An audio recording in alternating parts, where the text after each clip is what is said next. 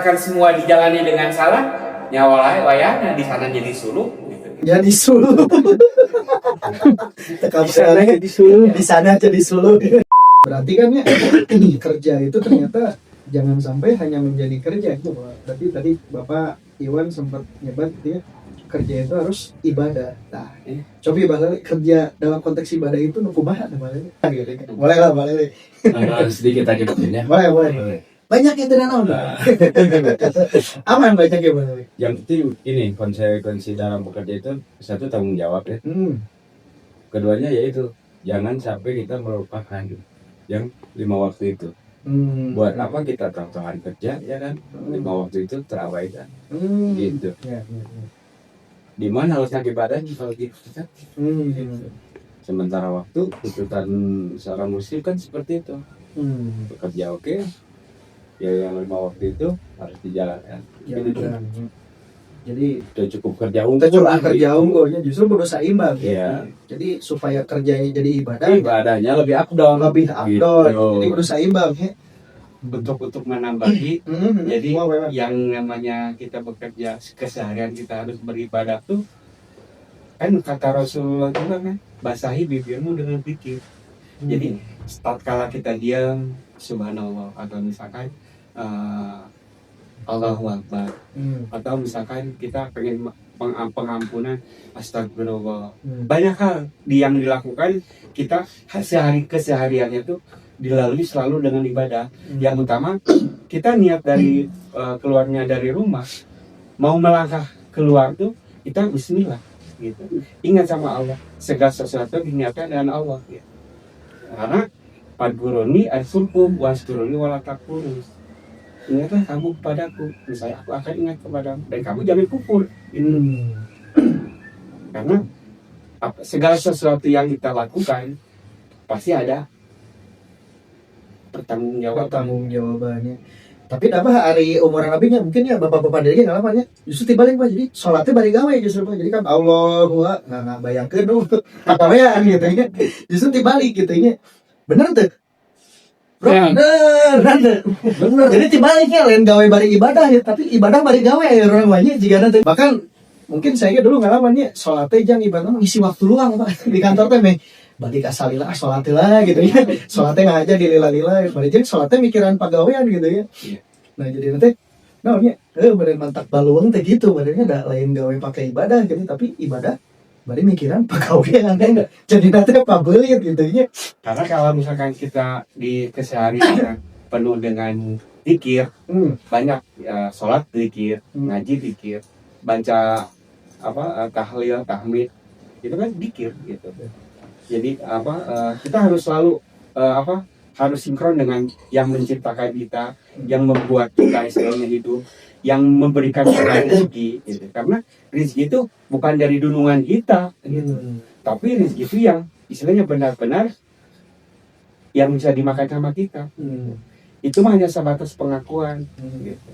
Karena Allah pun udah menentukan kamu tuh sehari dapat berapa.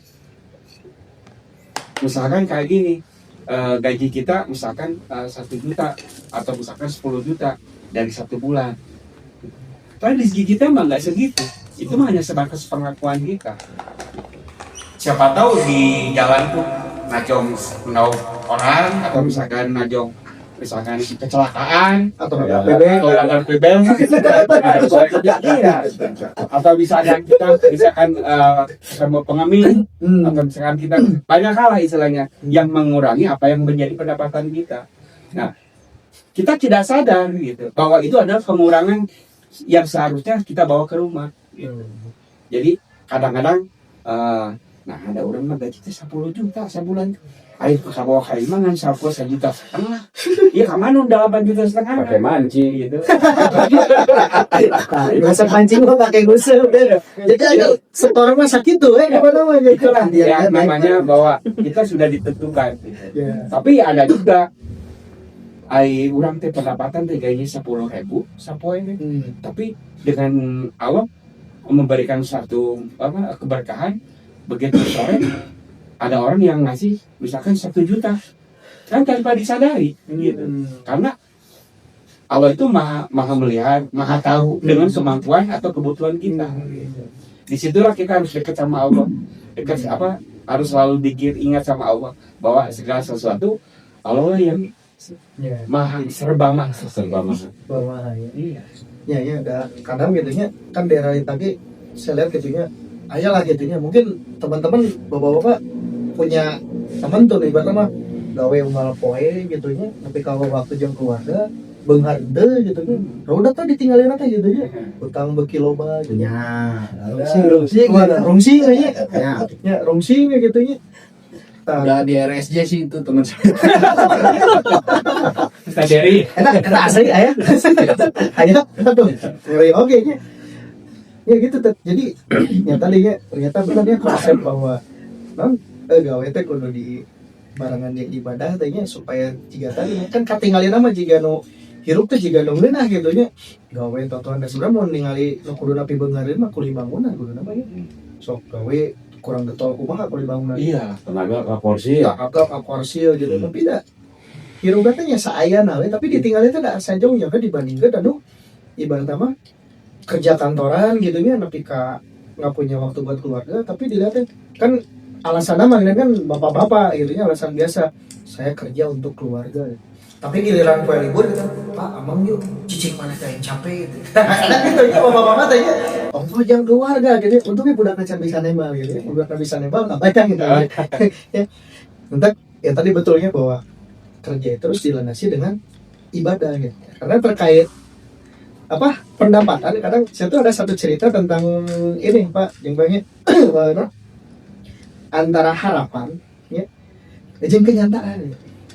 Saya pada naruh kafe nggak apa-apanya ketika harapannya misalkan abah jualan ya bapak jualan harapannya adalah dapat 100.000 lah ya 100.000 ternyata kenyataannya abah cuma dapat 50.000 perasaan aku mah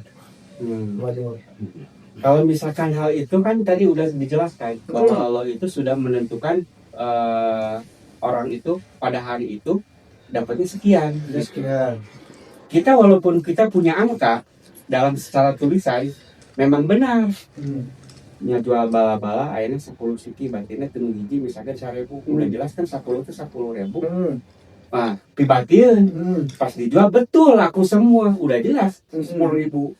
Tapi kan di jalan kita nggak tahu sampai ke rumah nyampe nya yang 10.000. Nah itu, nah bisa jadi di jalan tuh misalkan kaki bas kudu meuli coplas terus berobat lain atau misalkan najong nauk atau misalkan ada anu ngamen kita ngasih berarti kita yang bawa ke rumah 10.000 nggak?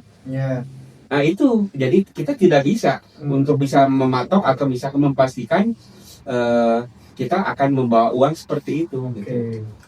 Jadi tapi ada juga kadang-kadang kayak gini pas kita jual bala-bala 10.000 10 biji berarti 1.000 pas datang ke rumah ternyata yang dibawa malah 100.000 berarti yang lebihnya itu 90.000 itu dari mana? Nah itu kadar Allah itu yang maha tahu bahwa kebutuhan pada hari itu kamu harus dapat sekian gitu.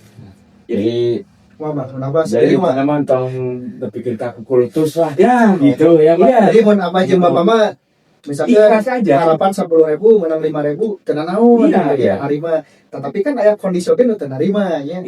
Nah, terus ketika saya nanya nama kan kayaknya teman-teman kumaha tah misalkan dagangna kan tadi 10.000 menangna 5.000 kumaha tah teman-teman jual dada kesel deh Iyalah kesel lah. kesel ya itu mah pasti manusiawi.